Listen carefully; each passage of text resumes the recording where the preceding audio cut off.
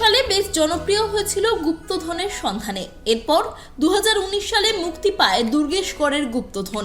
এরপর 2022 সালে আসে কর্ণ সুবর্ণের গুপ্তধন।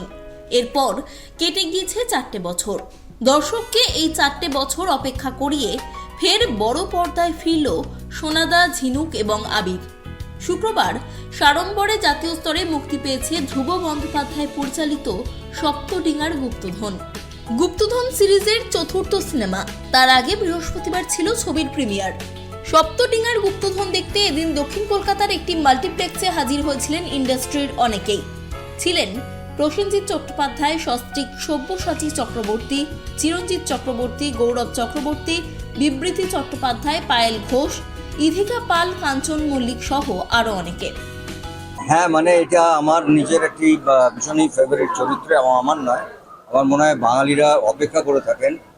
এটা ধ্রুবর ক্রেডিট। এটা সোনাদা একটা কাল্পনিক চরিত্র, যেটা ওর নিজের সৃষ্টি, এবং এটাও চতুর্থ, মানে আমাদের কাকাবু যেমন চতুর্থ, এটাও চতুর্থ সোনাদা ফিরে আসছে বড় পর্দায়। এবং ঠিক আর 5 জনের মতন আমি অপেক্ষা করি, এবং আমার দৃঢ় বিশ্বাস সোনাদাকে দেখার জন্যে, ঝিনুককে দেখার জন্যে, এবং ওই আবিরকে, এদের এই যে টিম ওয়ার্ক, এদেরকে দেখার জন্যে মানুষজন অপেক্ষা করে আছেন, এবং খুব রাইট টাইমে রিলিজ করেছে। সবাই দেখবে, আমার মনে হচ্ছে ভীষণ ভালো লাগবে। সব বাচ্চাদের বলছি, সবাই বড়দের বলছি, সবাই বাচ্চাদের নিয়ে চলে আসুন। এই ছবিটা দারুণ লাগে, খুব ভালো লেগেছে, ভীষণ ভালো। এটা তো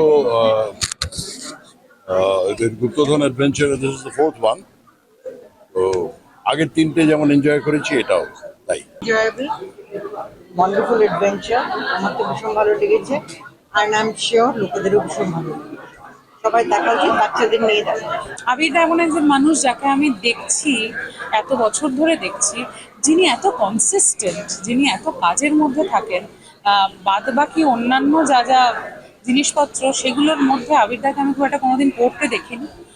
আমি এটা মনে হয় আবিরদার থেকে শেখার মতো। সেই জন্যে আবিরদার জন্য আমার তরফ থেকে অনেক শ্রদ্ধা, ভালোবাসা, এবং এই ফ্র্যাঞ্চাইজির জন্য, ধ্রুবদার জন্য অনেক শুভেচ্ছা। আবির চট্টোপাধ্যায় অভিনীত সোনাদা চরিত্রটি গুপ্তধন সিরিজের সবচেয়ে বড় শক্তি। অভিনেতার সংযত অভিনয়, বুদ্ধিদীপ্ত সংলাপ আর তার অভিব্যক্তি তাকে অনন্য করে তোলে বারবার। এবারেও অর্জুন চক্রবর্তী এবং ঈশা সাহার সাবলীল অভিনয় দর্শকের কাছে বাড়তি পাওনা হবে। অসংখ্য ধন্যবাদ এই ভালোবাসা এবং এই সাপোর্টের জন্য। আশা করি এবারে অ্যাডভেঞ্চারটাও জমজমাট। ওটাই বলতে চাইবো, আশা করি বড় থেকে ছোট সবার ভালো।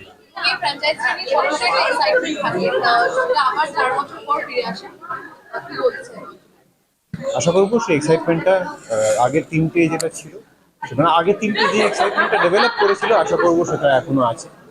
আর এই কদিন আমরা প্রমোশনে গিয়ে অডিয়েন্স, মানে আমাদের যারা মেইন অডিয়েন্স আর কি, বাচ্চারা, তাদের সঙ্গে এরকমভাবে সামনাসামনি কমিউনিকেট করতে পেরেছি। ওদের মধ্যে এক্সাইটমেন্ট দেখেছি, পাগলামো দেখেছি, প্রশ্ন দেখেছি। ওরা এরকম প্রশ্ন করেছে, দশানন কি করে বারবার ফিরে আসে।